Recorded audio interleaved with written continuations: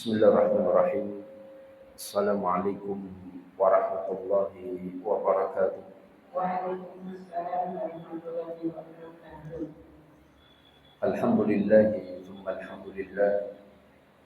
Alhamdulillahi alladhi bi ni'matihi tatimmu shalihat wa bi fadlihi tatanazzalu al-khairat wal barakat wa bi tawfiqihi tatahaqqaqu al-maqasid wal ghayat.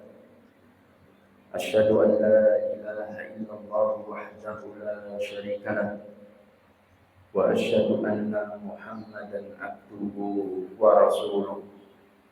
Allahumma salli wa sallim wa barik ala sayyidina wa habibina wa qurrati a'yunina Muhammadin wa ala alihi wa ashabihi wa man tabi'ahum bi ihsanin ila yaumiddin. Allahumma la sahla illa ma ja'altahu sahla wa anta taj'alul hazna idza syi'ta sahla. Ma'asyiral muslimin wal muslimat, hafizakumullah taala. Alhamdulillah, pada kesempatan siang hari ini Allah tabaraka wa taala mengumpulkan kita di Masjid Ibadur Rahman. Mudah-mudahan Allah senantiasa melimpahkan rahmat dan barakahnya kepada kita semuanya. Jamaah dimuliakan Allah, pada kesempatan siang hari ini kita akan membahas tentang muamalah seputar Ramadan. Alhamdulillah, sebentar lagi kita akan masuk bulan Ramadan yang merupakan bulan yang sangat diberkahi oleh Allah Tabaraka wa Ta'ala. Maka mudah-mudahan kita betul-betul mempersiapkan diri kita untuk menyambut syahrul Ramadan yang tinggal beberapa hari lagi. Mudah-mudahan Allah Tabaraka wa Ta'ala memberikan kepada kita kemampuan dan kemauan serta semangat di dalam menjalankan amal ibadah pada bulan Ramadan, dan mudah-mudahan Ramadan kita diterima oleh Allah Subhanahu wa Ta'ala. Maka para ulama mengingatkan bagaimana kita mempersiapkan diri untuk menyambut syahrul Ramadan. Maka bulan Sya'ban ini merupakan bulan yang disebut oleh para ulama sebagai syahrul i'dad, bulan persiapan. Persiapan yang terakhir untuk kita menyambut syahrul Ramadan. Kalau dahulu para ulama, para sahabat, para tabi'in, mereka mempersiapkan untuk menyambut syahrul Ramadan jauh-jauh hari sebelum datangnya Ramadan. Bahkan disebutkan dalam satu kitab itu mereka menyambut syahrul Ramadan sejak 6 bulan sebelum datangnya Ramadan, yaitu sekitar 6 bulan atau bulan Rabiul Awal. Mereka mempersiapkan diri untuk menyambut syahrul Ramadan dengan berbagai macam persiapan. Satu, persiapan hati. Karena ini penting. Bagaimana kita menyambut syahrul Ramadan dengan mempersiapkan hati kita sebaik mungkin, sebersih mungkin. Karena sesungguhnya qalbun yang baik, jiwa yang baik, itu akan mampu melaksanakan segala bentuk ibadah dengan nyaman, dengan penuh kenikmatan dan rasa kebahagiaan, bahkan rasa kerinduan ketika kita menjalankan ibadah dengan hati yang baik. Bukankah Rasulullah SAW menyampaikan, ala fa inna fil jasadi mudghah, idza saluhat saluhal jasadu kulluh, wa idza fasadat fasadal jasadu kulluh, ala wahyal qalb. Sesungguhnya di dalam tubuh kita ini ada segumpal daging. Jika segumpal daging ini baik, maka baiklah seluruh badan kita. Maka oleh karena itulah, menyiapkan jiwa, menyiapkan qalbu dengan sebaik-baiknya, itu akan sangat berpengaruh besar terhadap fisik, kekuatan fisik kita. Ada satu nasihat yang disampaikan oleh Syekh Abdul Razak bin Abdul Muhsin Al-Badr hafizahullah ta'ala ketika beliau berceramah di Madinah. Beliau sampaikan, ketika aku sholat tarawih di Masjid Nabawi, maka aku tepat berada di belakang orang Indonesia, kata beliau. Dan aku perhatikan betul orang itu. Dan saya mendapatkan pelajaran yang besar dari seorang Indonesia. Kata beliau, kenapa? Karena dari awal sampai akhir orang ini betul-betul bisa melaksanakan tarawih dengan sangat tenang. Bahkan dia mampu untuk melaksanakannya. Padahal aku melihat dengan mata kepalaku, kata beliau, beliau berdiri hanya dengan satu kaki. Berdiri hanya dengan satu kaki, tanpa penyangga, tanpa tongkat. Beliau berdiri dengan satu kaki. Maka kata beliau, inilah kekuatan fisik itu sangat dipengaruhi oleh kekuatan jiwa. Maka Allah Tabaraka wa Ta'ala menyatakan dalam Al-Quran, qad aflaha man zakka, sungguh beruntung orang yang mensucikan jiwanya. Ketika jiwa kita ini baik, maka insya Allah kita akan baik seluruhnya. Pandangan kita, pendengaran kita, mulut kita, tangan dan kaki kita, serta pikiran kita, semua akan baik. Kata Imam Abu Hurairah radhiyallahu taala, sesungguhnya hati itu adalah raja atas seluruh anggota badan.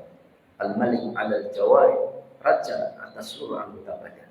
Jika raja itu baik, maka baiklah seluruh anggotanya. Jika raja itu buruk, maka buruk seluruh anggotanya. Maka jamaah dimuliakan Allah, inilah yang kemudian harus kita persiapkan dengan matang, persiapkan dengan baik, mumpung masih bulan Sya'ban, di mana masih ada kesempatan beberapa hari, mungkin sekitar 13-14 hari. Maka betul-betul kita bersihkan qalbun kita, bersihkan jiwa kita, agar betul-betul dalam kita menjalankan ibadah pada bulan Ramadan itu penuh dengan semangat, penuh dengan keimanan, penuh dengan rasa cinta kita kepada Allah, bahkan penuh dengan kerinduan. Kalau kita ingin membaca Al-Quran, qiraatul Quran, baru 5 menit, 10 menit mata kita sudah pedes, rasanya pengen cepat selesai. Tapi ketika membaca TikTok, WA, Instagram, melihat media sosial, begitu panjang kita bisa tumanin. Maka oleh karena itulah kita harus memuhasabah diri kita. Jangan-jangan qalbun yang ada pada diri kita ini bermasalah. Maka bersihkan sebelum masuk Ramadan, sehingga betul-betul Ramadan bisa kita jalankan dengan sebaik-baiknya. Maka oleh karena itulah jamaah dimuliakan Allah, para ulama juga menyebut Syahrul Sya'ban itu sebagai Syahrul Istighfar, bulan kita untuk memperbanyak istighfar dan taubat kita kepada Allah Tabaraka wa Ta'ala. Faqultu astaghfiru rabbakum innahu kana ghaffara wa yursilis samaa'a 'alaikum midrara wa yumdidkum bi amwali wa banin.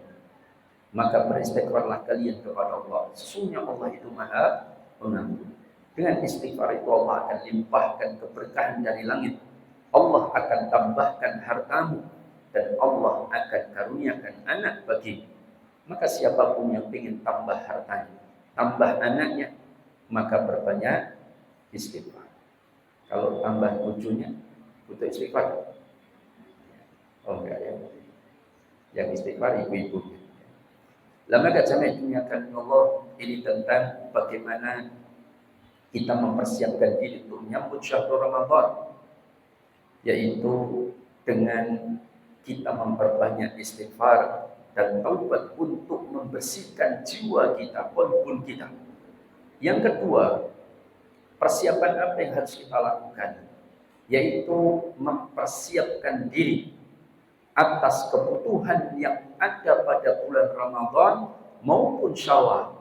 Kita persiapkan sejak sebelum masuknya bulan Ramadan. Karena kita tahu bulan Ramadan yang sering terjadi di negeri kita ini, masyarakatnya kalau 10 hari pertama, maka panitia masjid sibuk untuk mencari karpet tambahan. Karena nggak cukup masjid. 10 paruh kedua, maka karpet mulai dilempit karena masjid mulai cukup. Dan 10 hari terakhir, maka masjid mengalami kemajuan yang sangat pesat, yaitu shofnya semakin maju. Maka oleh karena itulah, nah ini yang kemudian menjadi perhatian kita. Pindah kemana mereka itu?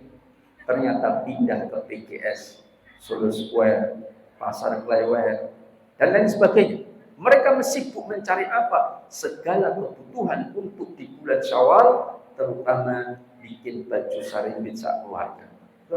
Ya, itu terjadi. Maka oleh karena itulah bulan Sya'ban ini kita persiapkan untuk segala kebutuhan di bulan Ramadan, dan Syawal kita persiapkan jauh-jauh hari sebelum masuknya Ramadan. Apalagi kalau kita menjahitkan baju sarimbit pada bulan Sya'ban, insya Allah banyak jadinya. Tapi kalau nanti di 10 hari terakhir, maka kita akan kerepotan. Banyak tukang jahit yang tidak mau menerima jahitan. Bahkan mereka terlalu disibukkan dengan jahitan yang ada sampai orang tarawih bareng. Ya. Maka oleh karena itulah, jamaah yang dimuliakan Allah, kita persiapkan pada bulan Sya'ban apapun kebutuhannya. Kalau kita tahu, saya pernah ditanya oleh seorang tukang, Ustaz, saya ini tukang batu. Saya kalau puasa berat, Ustaz. Berat saya puasa. Meskipun ya ada teman-teman saya yang puasa, meskipun jadi tukang batu. Tapi saya merasa keberatan. Bolehkah saya tidak berpuasa? Maka saya sampaikan bahwa dahulu para sahabat sampai mempersiapkan diri untuk menyambut syahrul Ramadan, itu sampai mereka itu nabung untuk bisa dipersiapkan kebutuhannya nanti pada bulan Ramadan dan Syawal.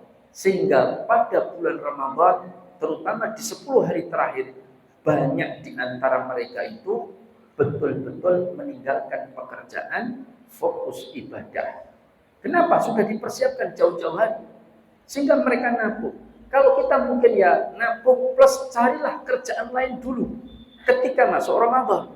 Jangan pekerjaan yang berat-berat sehingga kita meninggalkan Ramadan. Masa kita menghancurkan kesempatan mendapatkan paling besar untuk mencari dunia.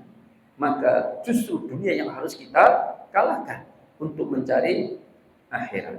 Maka oleh karena itulah saya lebih mengupayakan, menganjurkan kepada panjenengan, carilah pekerjaan jauh-jauh hari. Kalaupun memungkinkan, yakinlah Allah akan memberikan solusi atas permasalahan yang jenengan hadapi. Cari dulu pekerjaan, entah jadi sopir, entah jadi tukang kebun rumah, entah jadi pos boy di kantor. Pokoknya kira-kira jenengan mampu untuk berpuasa.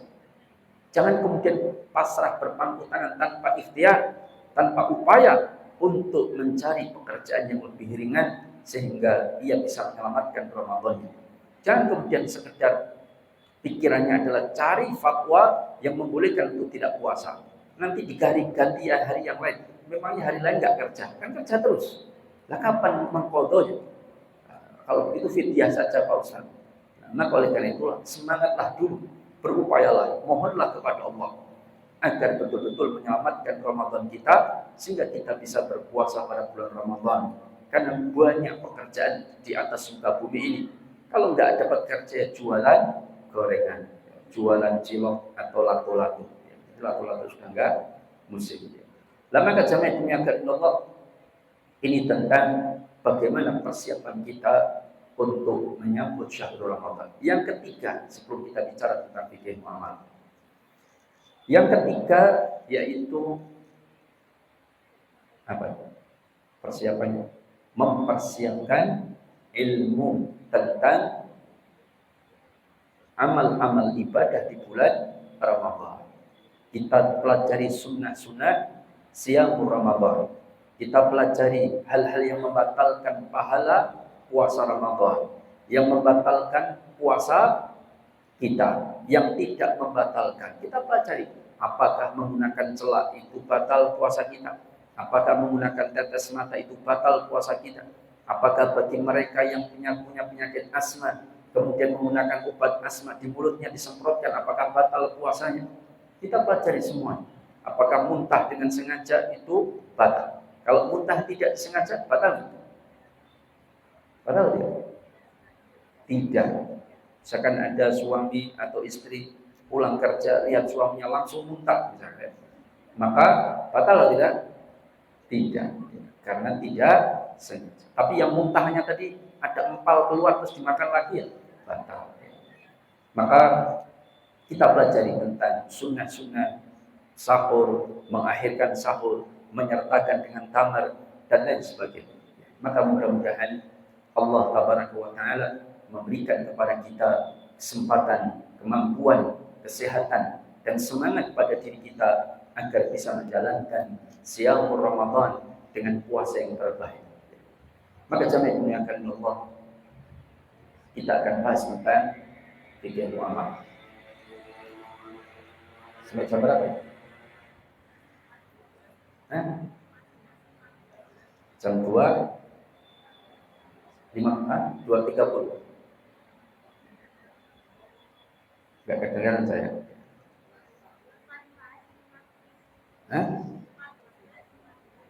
14.15. Nah, baru kedengaran. Berarti ada sekitar 1 jam ya. Jamaah ini akan Allah, kita akan bahas tentang fikih muamalah. Alhamdulillah hadir di antara kita guru kami Ustaz Hatta Samsudin hafizahullah ta'ala. Nah, kita bahas tentang fikih muamalah pada bulan Ramadan. Pertama, jangan terlalu menyibukkan dunia dan menghancurkan akhiratnya. Karena Ramadan ini begitu istimewa. Maka bermuamalah, berbisnis, jualan, kola, rengginan, apalah itu ya, silakan, boleh, tidak mengapa. Tetapi jangan sampai muamalah yang kita kerjakan pada bulan Ramadan itu menjadikan ibadah kita pada bulan Ramadan itu rusak. Paham ya? Itu rusak. Maka sampai dunia Allah, berapa banyak mereka untuk mengejar dunia itu sampai ibadah pada bulan Ramadannya kadar. Kadar itu bahasa Indonesia terpengkalai. Maka jualan apapun silakan.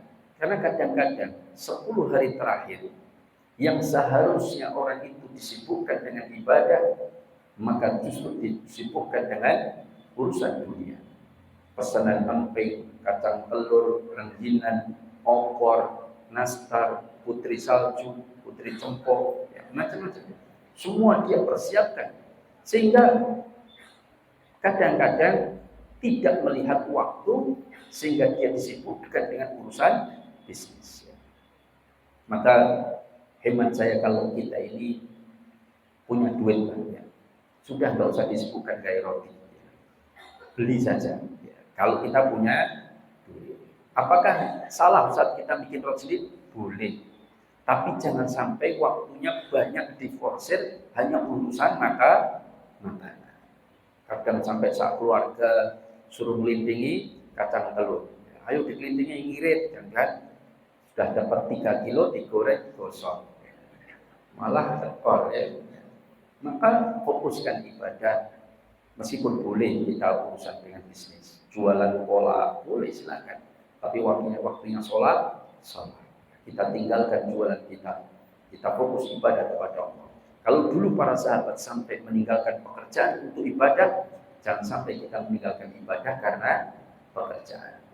Ini muamalah yang harus kita perhatikan. Jangan disibukkan dengan urusan dunia di saat-saat terbaik untuk beribadah kepada Allah. Yang kedua, adanya praktek riba al-fadl. Riba al-fadl. Apa itu riba al-fadl? Riba itu kan bentuknya macam-macam.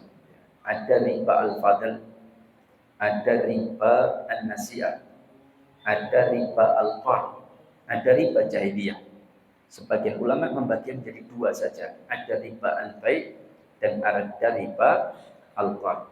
Riba jual beli dan riba utang piutang. Riba jual beli dibagi menjadi 2, al-fadl dan an-nasi'ah. Riba al-fadl dengan riba an-nasi'ah.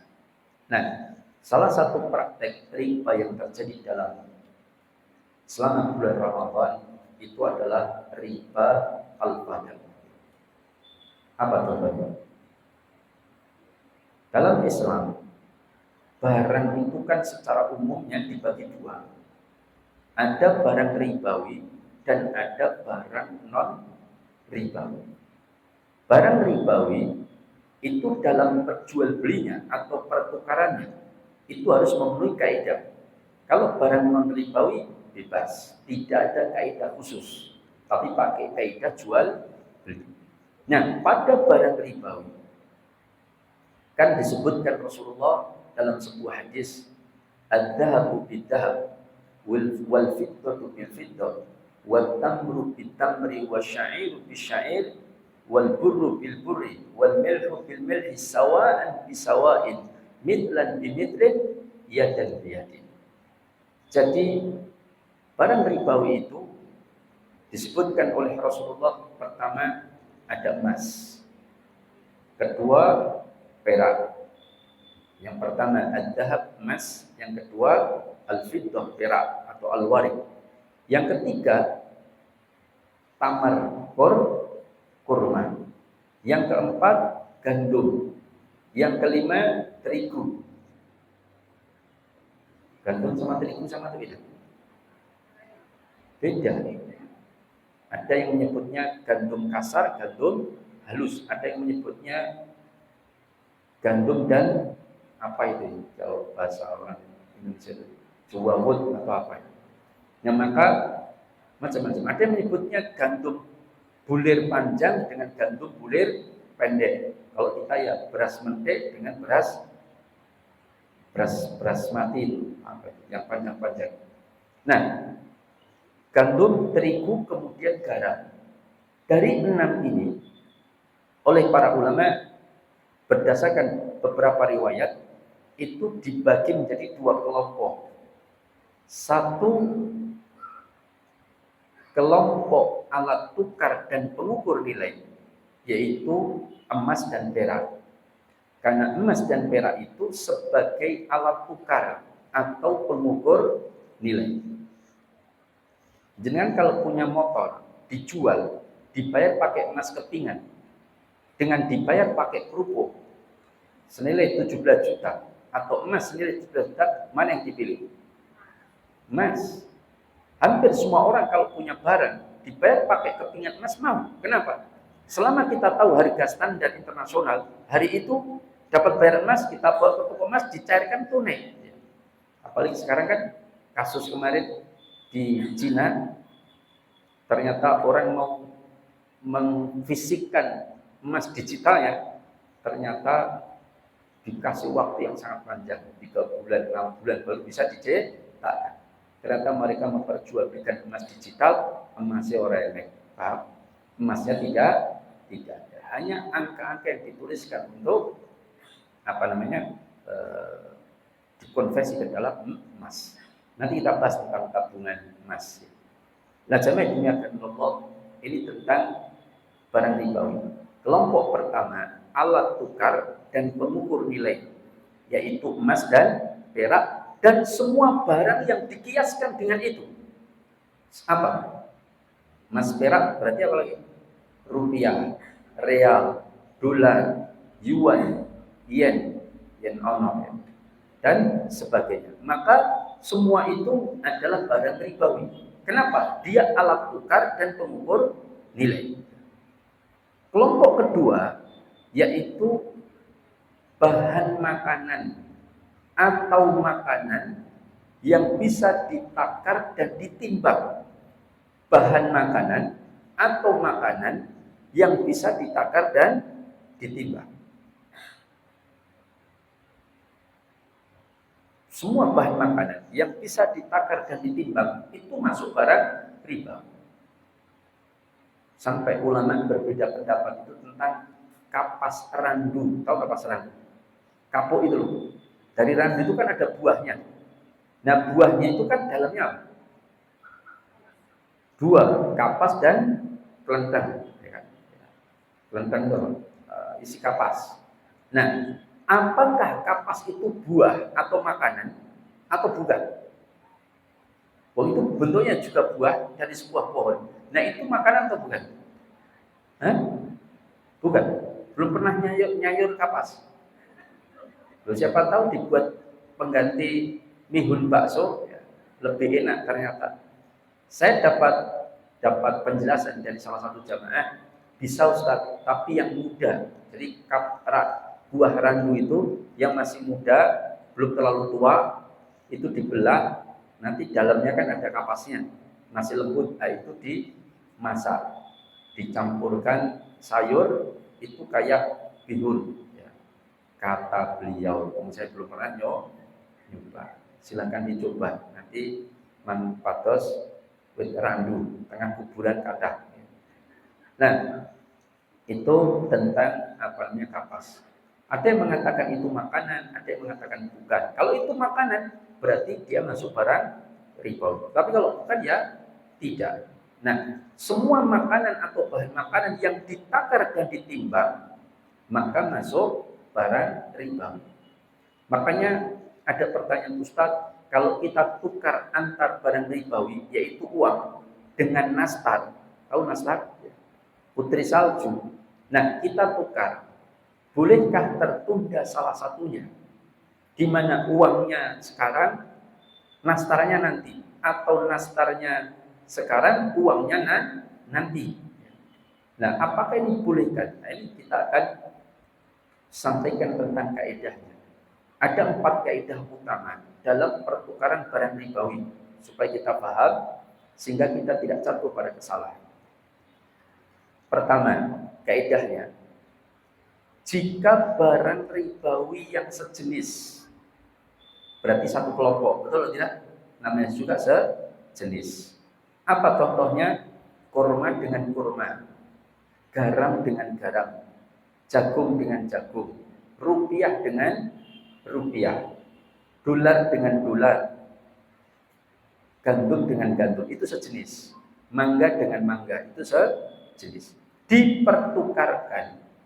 Maka syaratnya 2. Apa syarat 2 ini? 1, harus punya kesamaan. Harus punya kesamaan. Uang pakai berat atau pakai nilai? Nilai. Ya, kalau pakai berat, rajan dijual ke 100 ribuan, ditimbang ya. Bejo yang raja. Nah, maka pakai nilai. Nah, maka ketika dipertukarkan rupiah dengan rupiah, uang besar 100 ribu ditukar dengan pecah, maka wajib ada kesamaan. 1 juta ditukar dengan 1 juta, pecah. Paham ya? Maka itu harus ada kesamaan. Nggak boleh 1 juta rupiah, 100 ribu 10 lembar, ditukar dengan 5 ribuan 950 ribu. Nah, ini terjadi riba al-fadl. Karena terjadi perbedaan, tidak adanya kesamaan. Sering nggak terjadi ini di bulan Ramadan? Sering, ya, terutama menjelang akhir Ramadan. Nah, ini nggak boleh. Kenapa? Ya memang Allah sudah bikin aturannya seperti itu. Rasulullah sudah sampaikan. Jika dipertukarkan sama, seperti juga kurma dengan kurma, itu kan sejenis dan pasti satu kelompok, yaitu bahan makanan. Kurma dengan kurma ditukar. Contoh begini, kata Syekh Ibnu Utsaimin rahimahullah. Kita punya kurma ajwa, harga katakanlah 300 ribu per kilo. Yang satu temannya punya kurma sukari, harga 150 ribu per kilo misalnya. Ini misalnya. Nah, ketika dipertukarkan, kan boleh nggak 2 kilo kurma sukari kan setara dengan 1 kilo kurma ajwa. Karena sukari 150, ajwa 300, maka sekilo dapat 2 kilo. Boleh nggak? Boleh atau tidak? Haram. Kenapa? Karena kurma itu kan pakai ukurannya takar dan timbang, paham? Berat, jumlah atau volume. Takar itu seperti mud, sok, wasak, itu takar. Kalau timbang ya kilogram, ton, kintal. Nah, itu harus sama. Jadi kalau 2 kilo tukar dengan 2 kilo. Nggak boleh 2 kilo sukari tukar dengan 2 kilo ajwa. Ya rugi no Pak Ustadz yang punya ajwa. Betul, makanya Rasulullah kasih cara. Apa cara Rasulullah? Menyampaikan kepada Bilal. Bilal itu mau ke pasar, bawa kurma kualitas rendah, 1 karung. Ditanya sama Nabi, papasan sama Rasulullah di tengah perjalanan. Mau kemana wahai Bilal? Pasar ya Rasulullah. Mau menukarkan kurma. Kurma apa? Kurma saya kualitas rendah. 1 karung ini saya tukar dengan kurma yang bagus, dapat 1/2 karung. Apa kata Rasulullah? Tidak boleh wahai Bilal. Itu riba. Karena keduanya sama-sama kurma. Harus ada kesamaan volume maupun timbang. Lalu terus gimana? Ya Rasulullah, jual dulu kurma, dapat duit, baru belikan kurma yang diinginkan. Sebagian para ulama mencoba menggali hikmah. Apa sih hikmahnya kok dadak seperti ini? Kan tukar langsung kan bisa. Paham ya? Nah, menurut akal kita begitu. Tetapi secara aturan Allah dan Rasulullah pasti ada hikmah di balik semua itu. Entah hikmah itu baru kita dapatkan 100 tahun kemudian, 50 tahun kemudian. Dengan adanya perubahan sistem jual beli ataupun yang lain, baru kita sadar, oh ternyata kaidah ini bermanfaat untuk menghilangkan kemadaratan. Ada sebagian ulama mencoba menggali hikmah adalah karena supaya pedagang tidak memonopoli atau posisinya menguasai dari pelan-pelan. Tapi kalau dia jual dulu, kan dia bisa jual kepada semua pedagang. Paham? Mana yang tinggi dia jual kepada dia. Setelah dapat duit, dia bisa beli ke tempat yang lain. Tapi kalau langsung tukar kurma dengan kurma, itu yang lebih dominan menguasai adalah pedagang. Apakah karena itu atau tidak? Yang jelas aturannya demikian. Sami'na wa ata'na. Kenapa sih perempuan kalau dicerai oleh suaminya harus punya masa iddah 3 kali menstruasi? Atau sebagian pendapat 3 kali suci. Kenapa bisa demikian? Kan 1 kali menstruasi kan sudah nggak hamil, Ustaz. Kalaupun dia nikah lagi, berarti kan anaknya suami yang kedua. Karena jelas sudah menstruasi, berarti nggak mungkin hamil. Ternyata inilah hikmah dari apa yang telah Allah Tabaraka wa Ta'ala tetapkan. Saya itu punya tetangga, Pak RT. Istrinya itu hamil 7 bulan, tapi sejak awal kehamilan sampai 7 bulan itu menstruasinya lancar. Coba bayangkan. Iya, menstruasi tapi hamil. Baru tahu. Oh, saya laki-laki aja tahu. Sebenarnya perempuan nggak tahu. Iya, tanya dokter itu. Mereka paham. Ternyata ada kasus-kasus yaitu kelainan, bukan kelainan ya, spesial.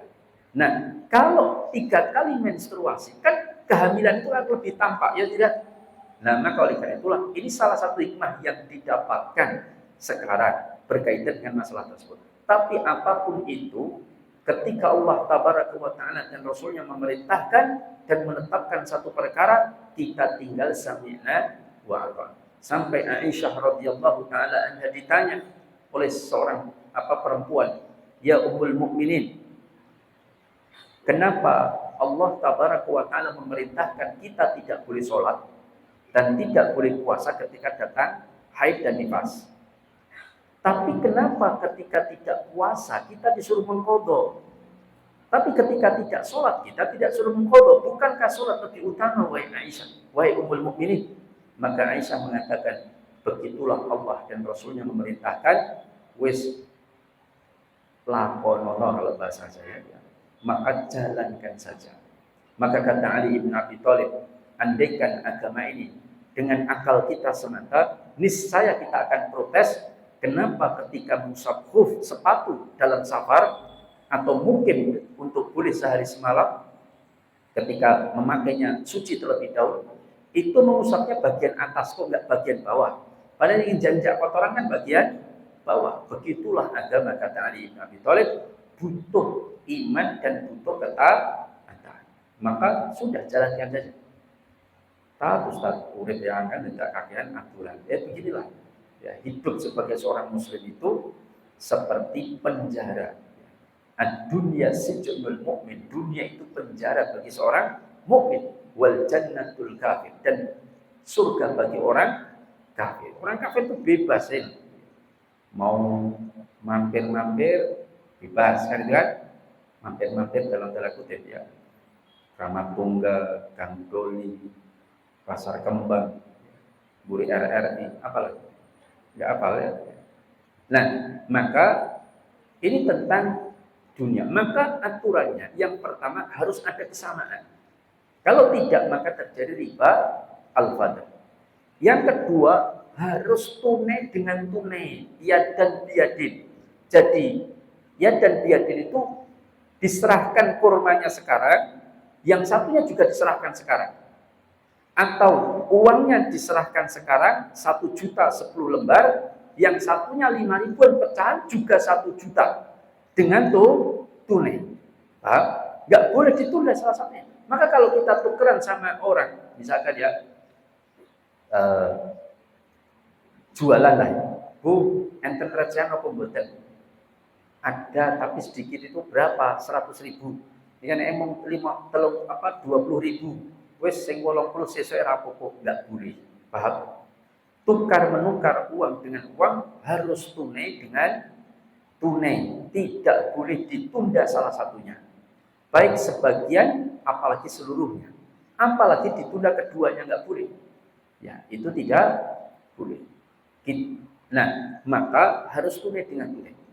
Makanya ketika ada satu biro umroh yang menawarkan real dalam media sosial online, monggo siapa yang mau transaksi untuk tukar real dengan rupiah, monggo silakan ditransfer, nanti realnya kita berikan hari Kamis.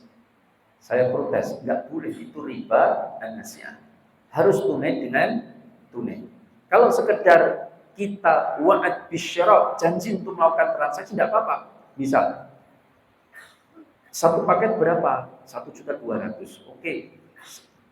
Tapi saya nggak bisa transaksi hari ini. Saya pakai harga transaksi nanti ya, hari Kamis ya. Saya pengen 5 paket. Tolong sediakan kita transaksi. Tapi belum transaksi, paham? Kalau belum transaksi berarti harga menyesuaikan hari Kamis. Bahannya kurs hari Kamis. Yang kedua, kalau pembelinya nggak jadi beli, ya nggak masalah. Belum transaksi, paham? Itu namanya wa'ad bisyara, masih dibolehkan. Tapi kalau sudah, oke, saya 5 paket ya, tak transfer, nanti besok Kamis tak ambil realnya, haram. Itu riba an-nasiah. Nggak boleh, harus tunai dengan tunai. Nggak boleh ditunda salah satunya.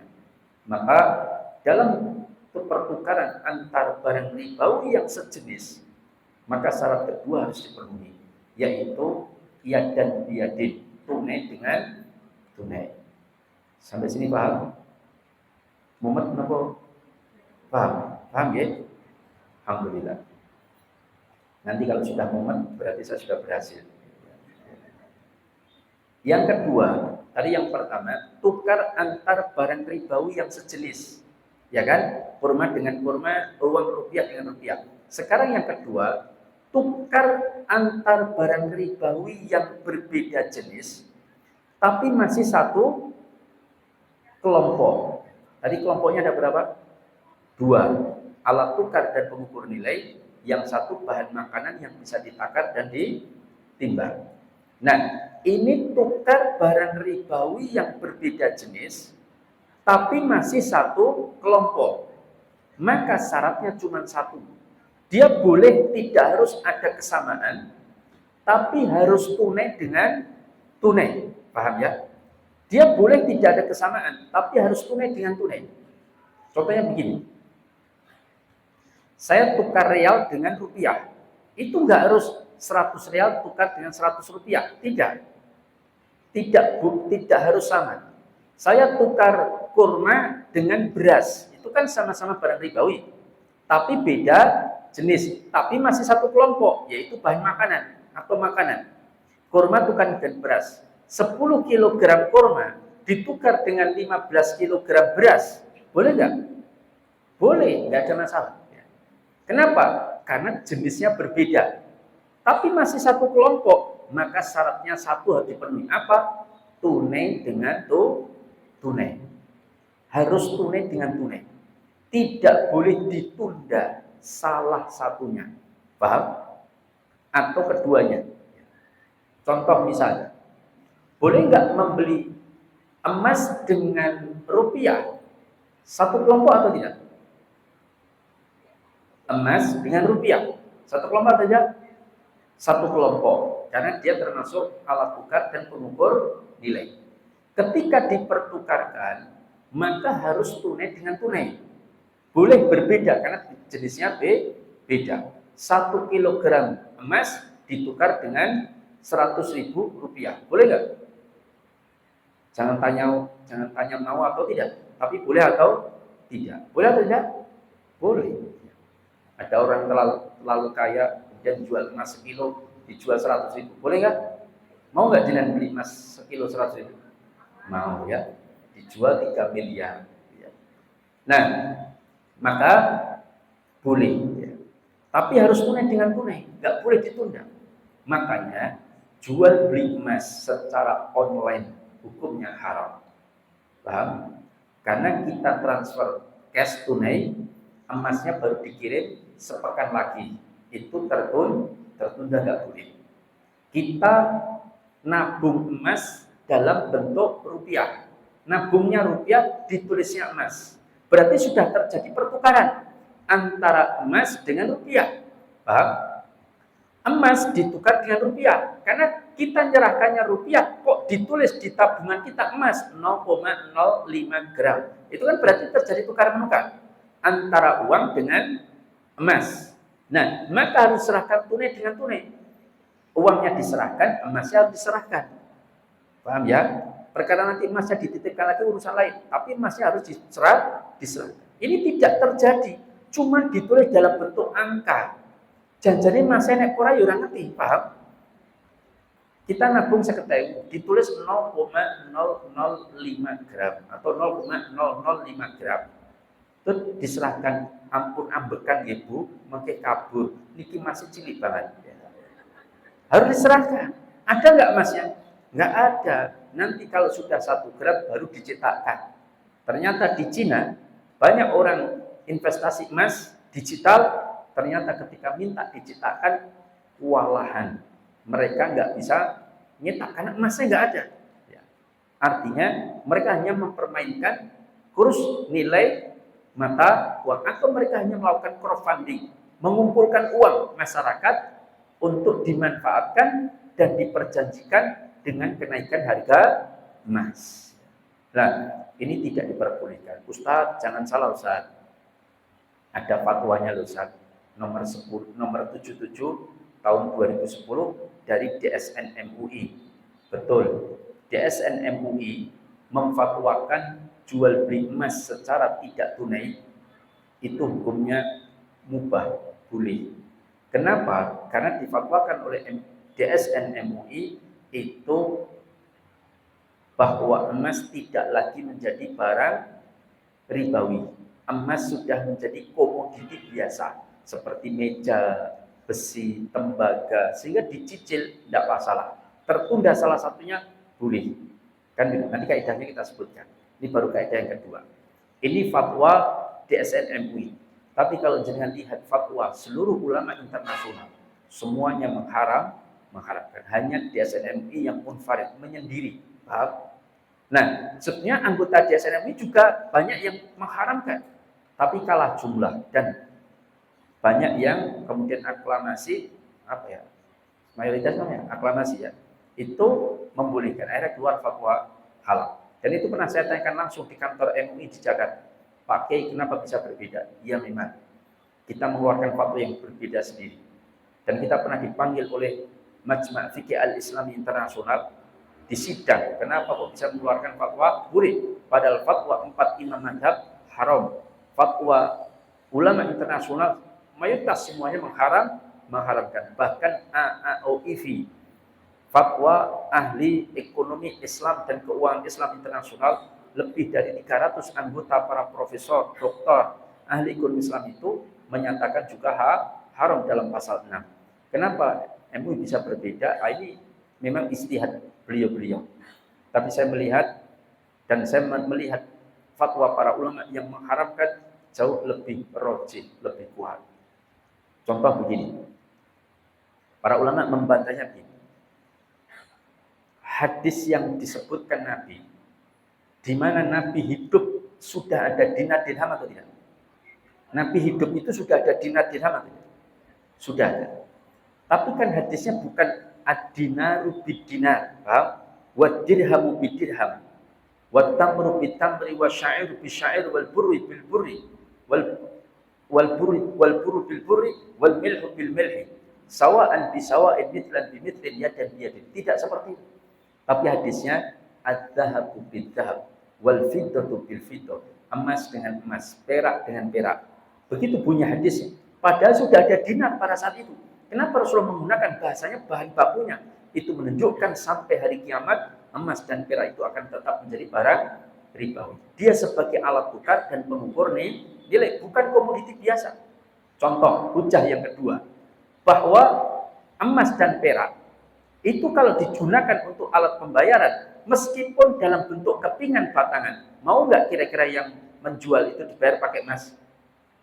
Mayoritas mau, betul aja. Kan emas itu mudah, tapi kalau dibayar pakai kerupuk misalnya, Bu, saya beli rumahnya ya seharga 300 juta, saya bayar pakai kerupuk, yang 100 juta uang tunai, yang 200 juta pakai kerupuk, gitu.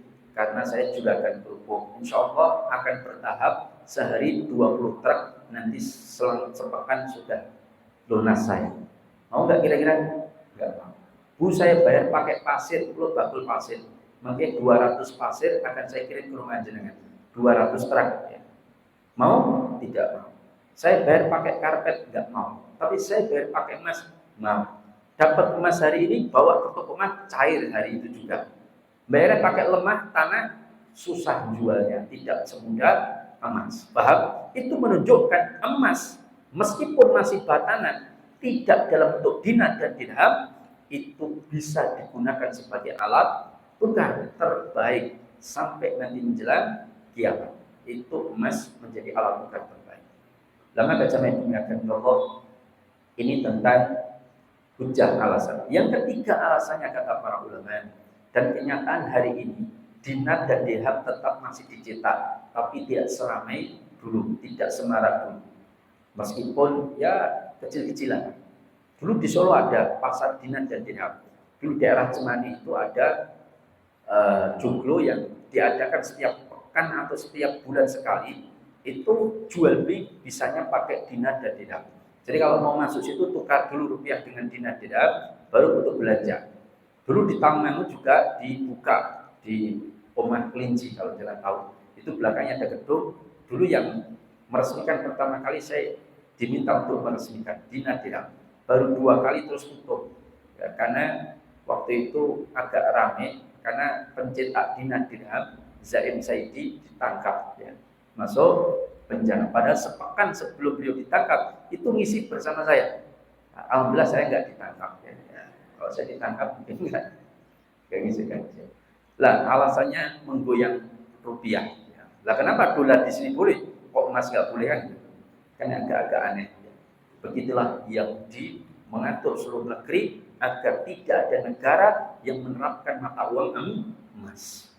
Karena mata uang emas itu betul-betul bernilai. Iya.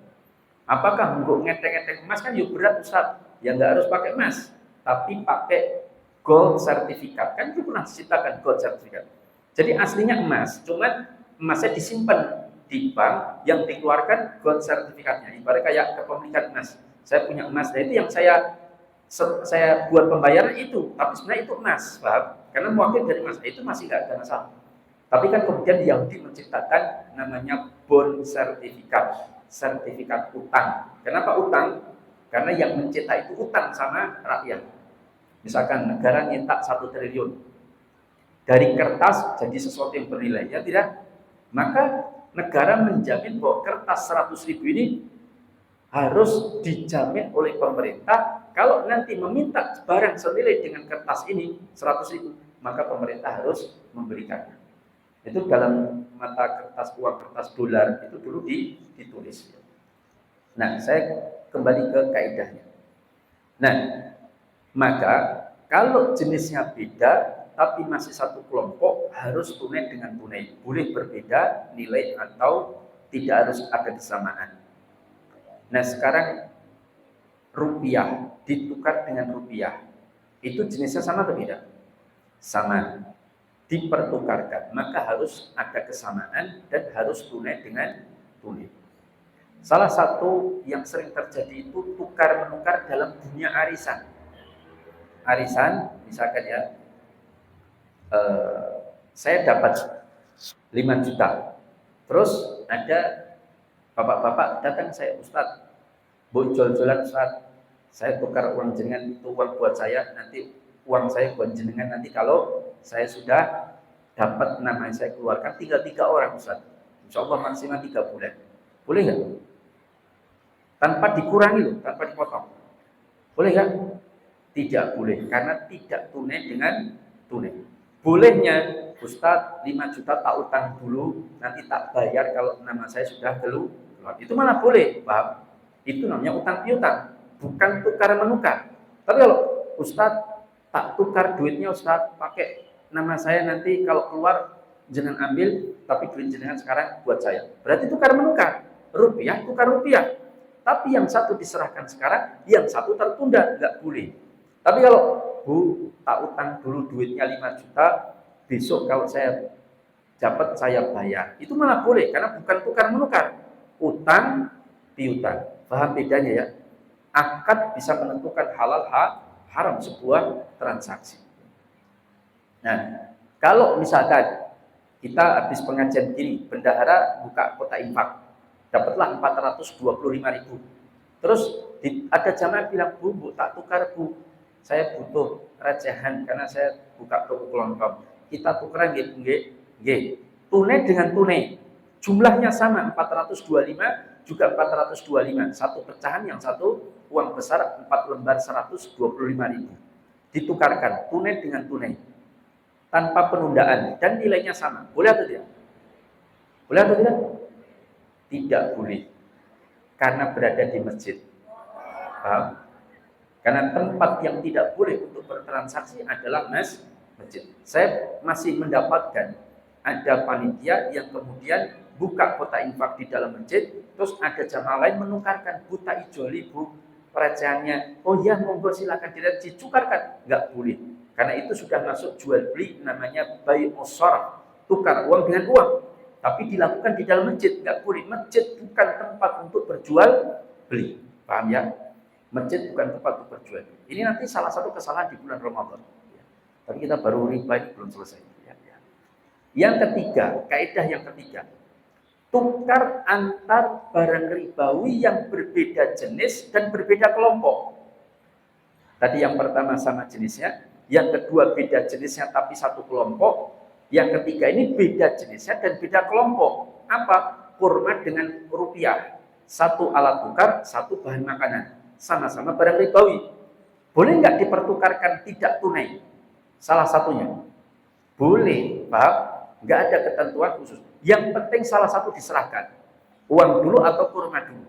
Paham? Tidak boleh ditunda dua-duanya. Kalau ditunda dua-duanya, maka akan terjadi bai'ud dain bidain, jual beli utang dengan utang. Itu nggak boleh. Harus salah satu diserahkan.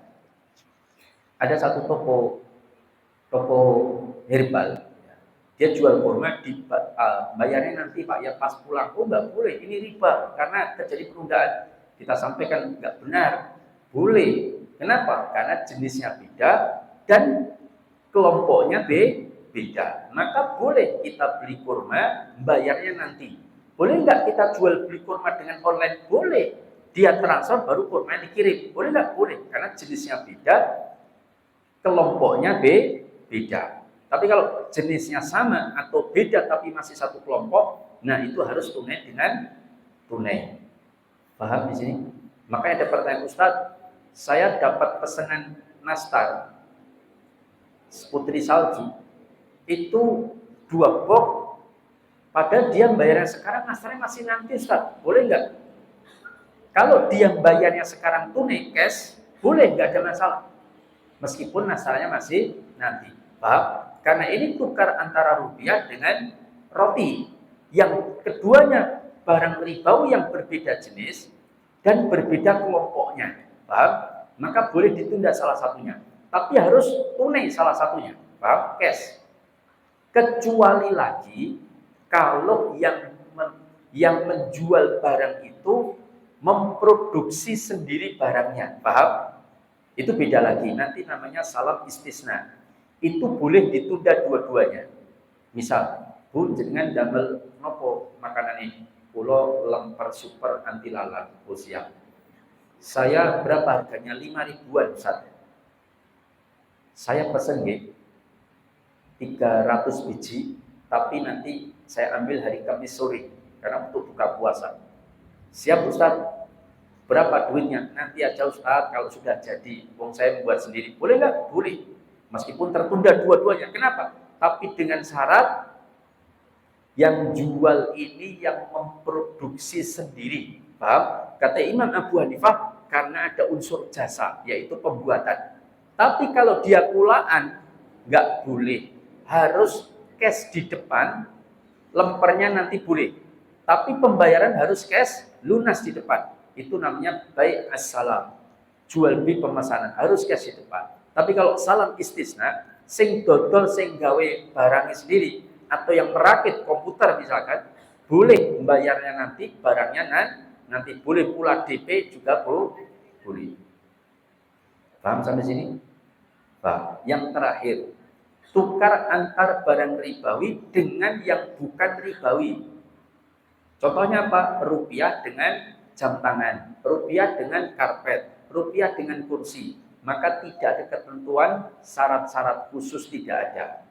Nah, ini berkaitan dengan barang ribawi. Nah, sekarang kesalahan kedua, ketiga ya.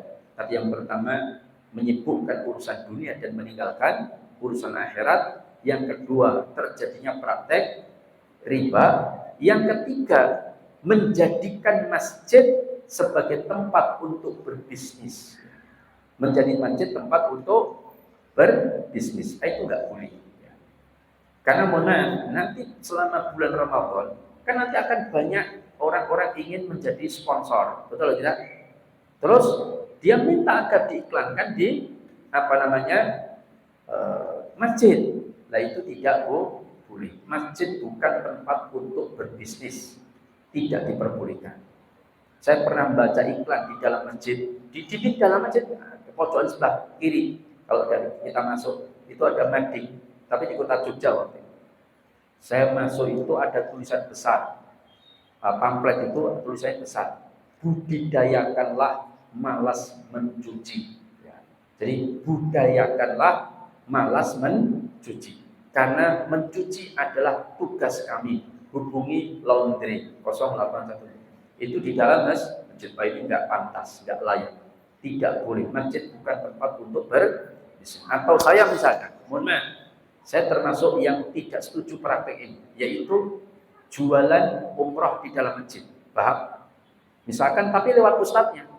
Sehingga ustadznya yang jualan. Misalkan, ibu-ibu, besok saya mau umroh bulan Februari akhir, bagi yang mau berkenan ikut, monggo. Insya Allah birunya bagus, top, ibu. Marketingnya bagus, insya Allah amanah, hotelnya nyaman, dekat dengan Masjidil Haram, ya, bahkan tidak ada batas karena turunin masjid, tidak ada sekat ya. Nah maka silahkan biru ini, insya Allah bagus Bu, ini birunya, monggo saya bagikan brosur, boleh nggak? Saya termasuk mengambil pendapat yang tidak boleh. Umroh itu biru bisnis, paham? Kecuali ibu-ibu, monggo besok umroh sama saya, insya Allah gratis, monggo silahkan daftar, boleh kalau itu ya. Karena itu ngajak ibadah, neng opo yo eneng. Nah, maka tidak boleh. Nah, ini contoh hal yang kadang-kadang kurang kita pikirkan. Ada pula di pintu masjid, tapi menempel ke masjid itu ada spanduk besar. Apa tulis saya waktu itu? Saya lupa. Saya lihat di masjid, salah satu masjid di Kota Solo. Pintu masuk nempel di masjid. Bahkan pintu masuk itu nempel spanduk besar panjang. Pokoknya masuk angin ada obatnya itu. Ada tulisannya. Ya ini masjid masa ditrendali di iklan. Ya tidak pantas. Ini rumah Allah. Allah tidak menginginkan adanya transaksi jual beli di dalam masjid. Itu kita harus perhatikan masalah adab-adab di dalam masjid ya. Wallahu taala a'lam bishawab. Kemudian yang ketiga, yang ke berapa? 4. Saya buka sesi tanya jawab ini tinggal 15 menit ya. Monggo ada yang mau bertanya, saya persilakan. Baik topik maupun luar tema. Monggo silakan. Iya, berarti pertanyaan. Oh, pertanyaan itu dulu gitu. Ada pertanyaan, Ustaz, pada usia berapa anak-anak wajib puasa Ramadan? Itu Ustaz pertanyaannya. Iya, terima kasih. Pada usia berapa anak-anak itu wajib puasa Ramadan? Pertama, kalau itu berkait dengan sholat, kapan anak itu wajib untuk sholat? Kapan? Anak-anak kalau sudah mumayyiz itu ajaklah untuk sholat, tapi jangan dipaksa wajib, paham? Tapi mulai diajari sholat. Nah, itu dianjurkan pada usia mumayyiz mungkin sekitar 4 tahun, 5 tahun. Itu hendaknya dianjurkan kita mengajak dia untuk sholat, tapi jangan diwajibkan, paham? Kemudian kapan kita wajib mengajak dan mengajari sholat? Usia 7 tahun, paham? Tapi bukan wajib sholat, wajib kita mengajak mereka dan mengajar untuk sholat. Sholat itu wajib maksimalnya usia 7 tahun. Kita harus mengajari mereka, kita harus ajak mereka, tapi jangan diwajib karena belum wajib bagi mereka. Baru kemudian usia 10 tahun, kalau enggak sholat kita pukul, paham? Itu menunjukkan bahwa mereka diperintahkan untuk sholat usia 10 tahun. Tapi sebetulnya belum ditulis, karena kapan ditulisnya? Ketika dia balik. Itu sunnah. Ini menunjukkan betapa pentingnya sholat. Jadi sebelum masuk balik, itu 10 tahun kan rata-rata belum balik, ya tidak? Karena balik itu rata-rata laki-laki itu ya usia 13, 14, 12. Kalau perempuan berapa? Sama ya, 11, 12. Tapi usia 10 tahun sudah tidak boleh dia meninggalkan sholat. Supaya sudah menjadi kebiasaan, nanti betul-betul masuk balik sudah dicatat oleh Allah, betul-betul sudah tidak meninggalkan sholat. Jangan baru usia balik baru diajari sholat, ini enggak benar. Ya. Nah, kalau puasa, kapan seorang itu puasa itu wajib? Ya ketika dia balik. Kalau sholat kan sebelum mendekati balik 10 tahun sudah diperintahkan untuk sholat.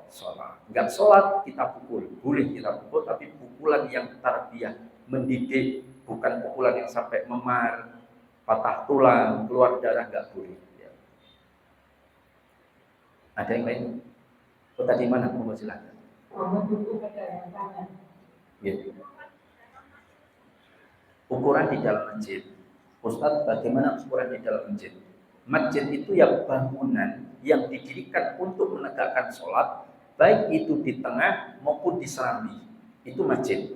Adapun di luar bangunan masjid seperti parkiran, meskipun dalam kompleks masjid ya, meskipun dipagari masjidnya, tapi selama dia di luar dari bangunan masjid, maka itu sudah bukan masjid. Masjid itu kan tempat sujud. Kapan lihat batasnya? Sederhana. Ketika jenengan masuk sudah ada tulisannya batas suci, paham? Memang itu disediakan untuk sholat, berarti dia masuk masjid, meskipun emperan. Maka jualan di emperan nggak boleh, paham? Karena para ulama menyebutkan kita iktikaf di emperan boleh, karena itu masih bagian masjid, karena digunakan untuk sholat. Buktinya ada tulisan batas suci yang kalau di kita kebiasaan kita nulisnya demikian. Maka serambi termasuk bagian dari masjid, maka jangan digunakan untuk berjual. Maka kalau dengan pas pengajian di dalam masjid lalu dapat WA, Bu pesen lemper 300 misalnya ya. Kira regane tak transfer saiki apa sesuk, maka keluar dulu kita ya. Baru kita transaksi siap oke, baru masuklah lagi. Paham? Supaya kita tidak menggunakan masjid tempat untuk berdagang. Wallahu ta'ala bishawab. Waalaikumsalam warahmatullahi wabarakatuh. Dengan jual beli emas kan banyak di antara kami ya, transaksi misalnya tukar tambah seperti itu. Iya. Dan itu maksudnya kayaknya tidak diperbolehkan ya sekarang ya. Kalau tukar tambah emas, memang begini. Ulama berbeda pendapat antara emas murni dengan perhiasan. Paham ya? Kalau perhiasan itu kan ada tambahan bahan lain, tembaga, mutiara atau berlian, ada unsur-unsur yang lain. Apakah itu juga masuk kategori tidak boleh dijual belikan secara tidak tunai? Kan gitu kan? Nah, maka ini ada istilah. Kalau emas semua sepakat ulama.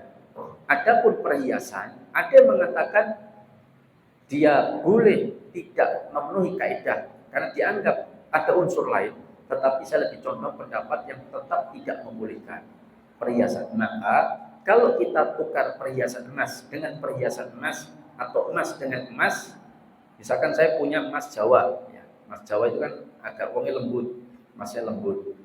Kemudian emas apa, ya, luar Jawa misalnya, rotok kasar misalnya, kita tukeran, maka tidak boleh ada perbedaan, maka harus sama. Atau kita tukar perhiasan anting-anting 15 gram, ditukar dengan anting-anting yang 25 gram. Nah, apakah boleh? Saya lebih condong mengambil pendapat tidak boleh. Caranya gimana? Bukan tukar tambah, jual dulu emas kita, dapat uang, baru kita belikan perhiasan yang kita inginkan dari perhiasan emas. Itu pendapat yang saya ambil. Meskipun ada ulama berbeda pendapat, kalau perhiasan boleh, tapi kalau emas murni tidak boleh.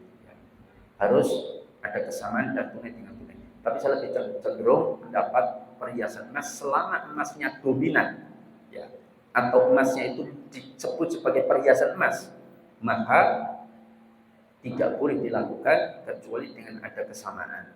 Maka jual dulu gelang kita, dapat duit, baru belikan gelang yang diinginkan. Begitu aturan. Wallahu ta'ala. Kalau kita buka untuk satu penanyaan ini, Tuh, silakan.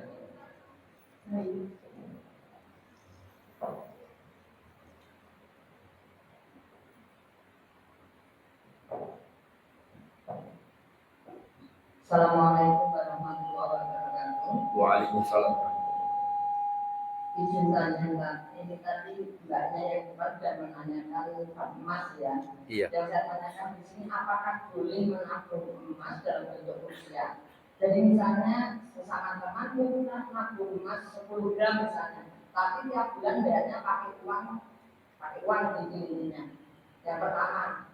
Kemudian yang kedua, sesama teman umroh itu apakah boleh mau tukar rupiah ke real, tapi dengan cara menyuntik. Misalnya saya 5 juta ke 5 juta, sudah dikasih uang, dan nanti baru besok 2 hari yang akan datang baru tukar, ngasihnya ke teman-teman 2 hari lagi yang akan datang itu boleh tidak? Gitu. Jadi tidak waktu itu juga gitu. Ya, boleh tidak? terima kasih. Dua pertanyaan. Wassalamualaikum warahmatullahi wabarakatuh.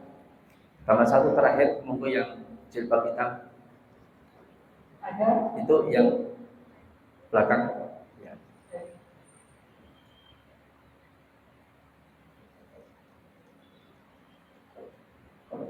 Assalamualaikum. Waalaikumsalam warahmatullahi wabarakatuh. Izin bertanya Ustaz, ada kajian di masjid dengan menggandeng artis musik. Iya. Di akhir kajian itu ditawarkan kita untuk menginformasikan data kita dengan imbalan bisa Al-Quran ada data-datanya. Itu apa diperbolehkan waktu di masjid? Iya, terima kasih. Pertama berkaitan dengan menabung emas. Kalau menabung emas itu maksudnya adalah kita ada orang yang mengkoordinir, ayo ibu-ibu nabung emas, hari ini emas harganya 1 gram atau setengah gram harganya 1 juta. Siapa yang mau nabung? Oh ya nabung, dititipkan ke saya, terus saya belikan emas secara tunai dengan tunai, terus saya simpankan. Boleh nggak? Boleh. Tapi kalau orang itu nabung ke saya, nyerahkannya rupiah, tapi saya tulisnya emas, padahal emasnya tidak saya serahkan ke mereka, ini nggak boleh. Hukumnya haram. Kayak di Pegadaian Syariah ada nabung emas. Kita datang nabung dalam bentuk rupiah, ditulisnya emas, itu nggak boleh. Kalau mau mengambil fatwa jumhur ulama internasional maupun 4 imam madhab. Tapi kalau mengambil fatwa DSN boleh. Tapi sejauh yang saya tahu, saya pernah menanyakan ini kepada salah satu anggota DSN di Jakarta, dia jawab fatwa ini akan kita evaluasi. Wallahu ta'ala. Nah, itu yang pertama. Yang kedua, berkaitan dengan tukar real. Misalkan kita ikut umroh, ada mutawif, ya kan? Misalkan ya, mutawifnya menawarkan siapa yang mau tukar real, Bu, kita tukarkan. Dia bukan yang menjual real, tapi dia mencarikan real, paham? Jadi dikoordinat uangnya diterima sekarang, ya kan? 1.200.000, 1.200.000 misalkan, tak carikan real Bu, dia nyarikan. Berarti yang tukar menukar dia dengan penjual real, paham? Ketika dia tukarkan dapat real, terus dibagikan, nggak ada masalah meskipun 3 hari kemudian. Tapi kan yang penting dia tukaran real dengan rupiah itu kan dia dengan penjual real. Tapi kalau dia yang jualan real cari untung, misalkan ya, Bu, siapa yang mau tukar real? Hari ini kursnya 4.500, 4.800. Siapa yang mau tukar real? Monggo silahkan titip sama saya, nanti saya kasihkan 3 hari lagi. Padahal dia yang tukeran antara dia dengan jamaah. Paham? Dia cari untung di sana dengan pakai kurs sekarang, hari ini. Tapi menyerahkan realnya besok. Ini haram, tidak boleh. Ya, paham ya? Jadi bedakan antara kita nyuruh orang untuk menukarkan dengan kita tukeran sama dia. Kalau dia menyerahkannya tertunda, maka haram. Itu riba nasiah. Umroh malah gak itu gede. Ya. Namanya riba nasiah. Itu yang kedua. Yang ketiga, berkaitan pertanyaan beliau, apa tadi? Lupa saya.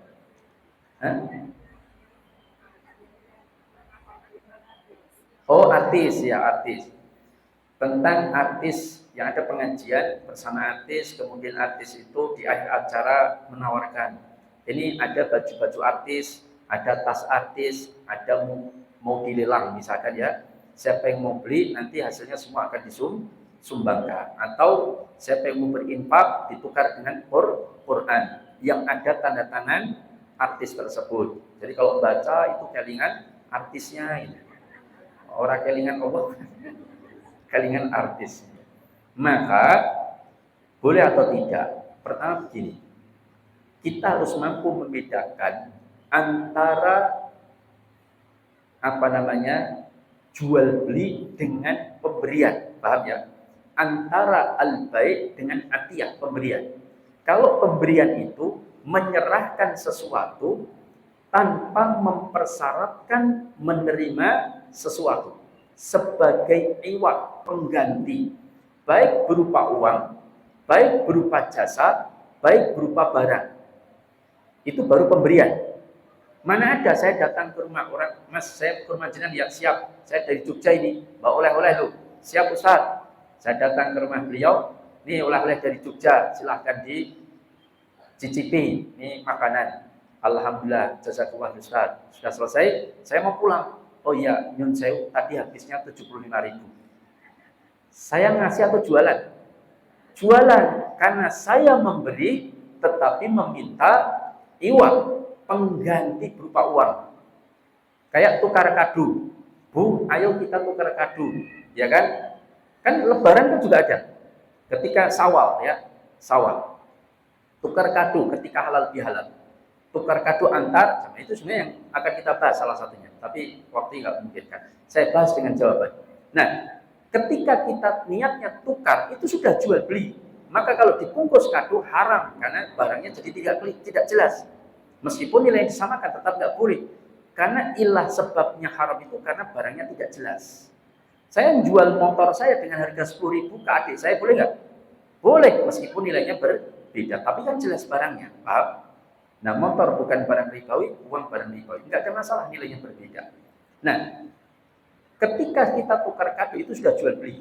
Namanya memberi itu tanpa meminta pengganti. Nah, sekarang ini ada baju artis zaman tahun 70-an misalkan. Ini kalau ada yang mau dilelang harganya 1 juta. Yang mau insya Allah hasil lelang akan disumbangkan semuanya. Ini jual beli, paham?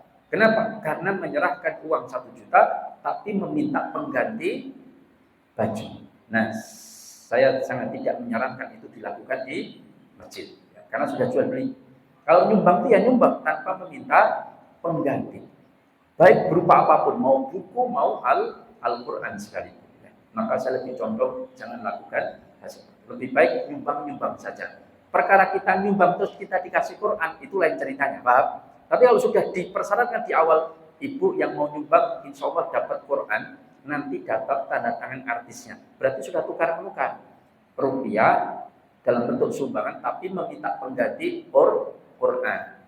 Coba kalau dia nyumbang 1 juta, seharusnya 100.000 dapat 1 Quran, terus nggak dikasih, lu Quran pun kan pasti dia minta. Berarti dia meminta pengganti, maka ini jangan dilakukan. Lebih baik kita nyumbang-nyumbang saja tanpa meminta pengganti. Bu, ada bapak-bapak misalkan, Mas ini Mas, pakai 1 saya belum murah, mau Pak pijetan saya saja, ya. Pakai 1 saya. Itu bukan memberi, itu bayar pijetan, paham? Ya. Namanya ngasih itu tanpa meminta pengganti. Wallahu ta'ala a'lam. Meskipun saya tahu mungkin ada ustadz yang menyampaikan boleh tidak apa-apa niatnya nyumbang, tapi yang monggo, saya lebih condong al-asma la tughayyir al-haqiqah. Nama tidak berubah hakikat, paham? Meskipun dinamakan dibungkus sumbangan, kalau hakikatnya jual beli, itu masuk jual beli. Meskipun disebut namanya tukar hadiah, tapi hakikatnya jual beli, maka itu jual beli. Ya, tukar kado kan dinamakan tukar hadiah, tapi hakikatnya itu jual beli. Namanya hadiah itu ngasih tanpa meminta pengganti. Wallahu ta'ala pas jam 2:04. Demikian, mudah-mudahan apa yang saya sampaikan bermanfaat.